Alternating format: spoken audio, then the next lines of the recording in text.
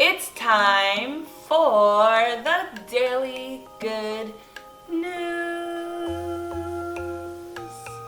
Today we're going to talk about a landmark decision for civil rights, an Atlanta jail that is going to be transformed, and a whole lot more on the Daily Good News.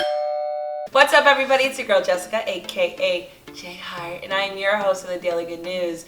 Make sure that you hit the subscribe button so you can get notified every time a new episode drops.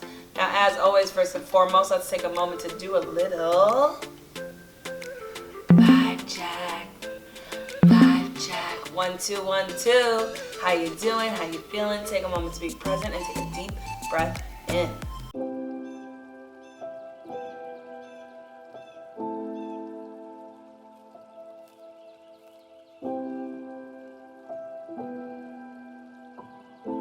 I just spent a few days unplugged in Sedona in the beautiful vortex, Red Rocks, and I feel rejuvenated and ready to share some good news with all of you.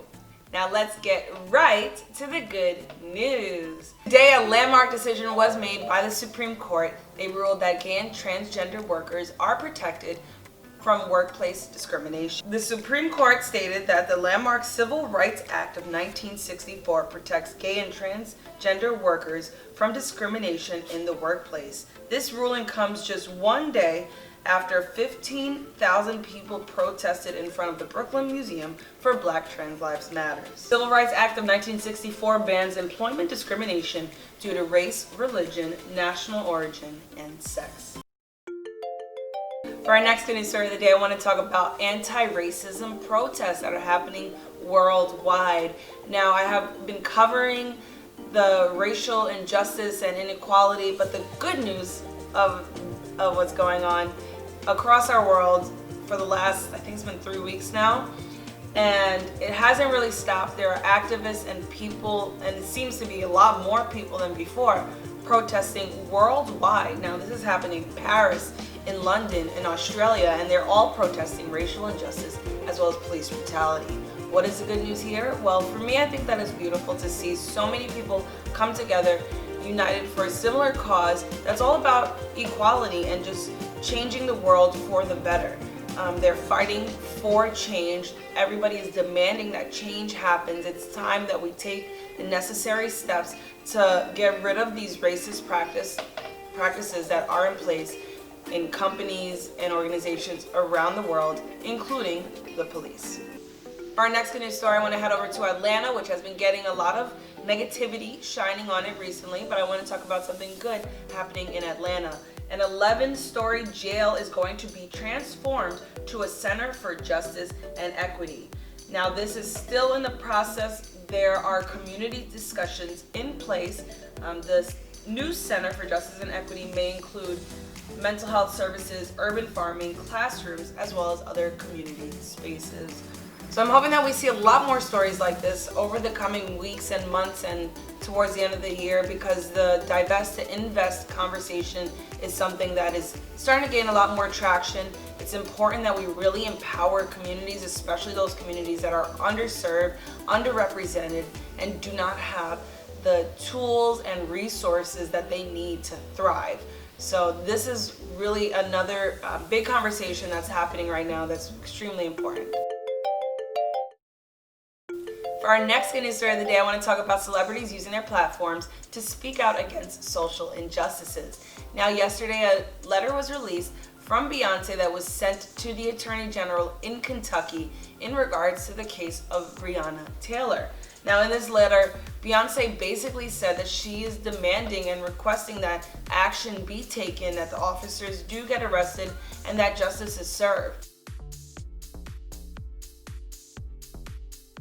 Now, Beyonce is not the only celebrity speaking out against injustices, but the good news here is that celebrities are finally using their platform for more than just self-promotion and to share a selfie or a picture or something from an event that they did. Celebrities are actually now speaking out, regardless if they're forced to or not.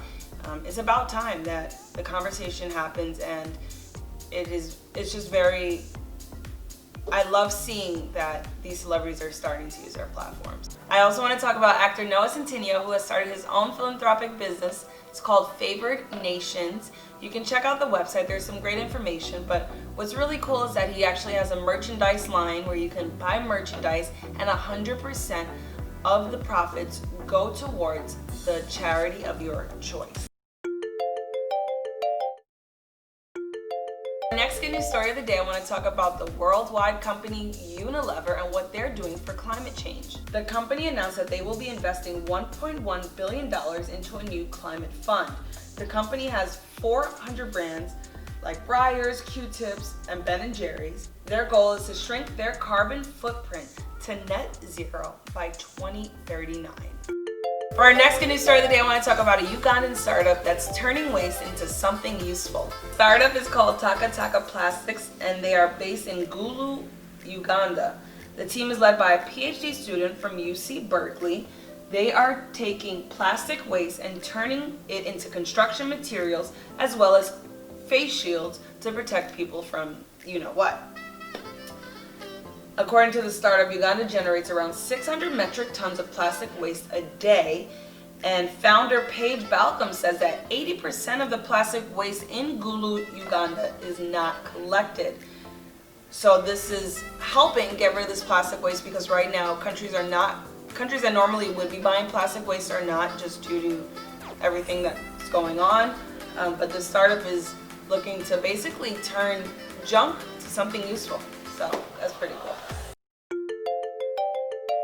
For our last good news story of the day, I want to talk about Nestle and their new refill stations that are very environmentally friendly.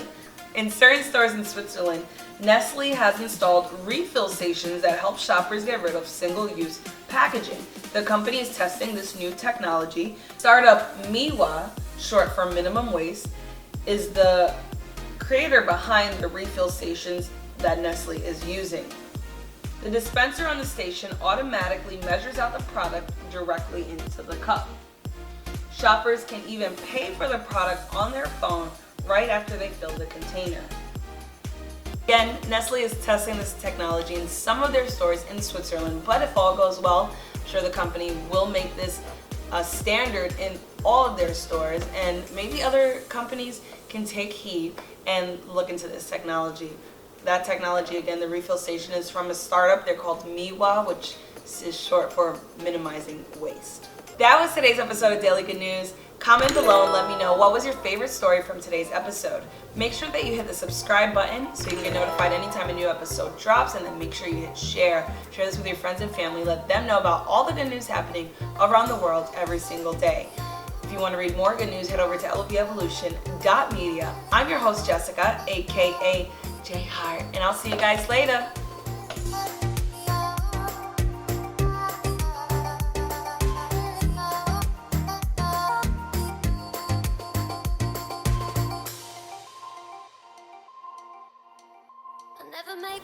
That's a wrap.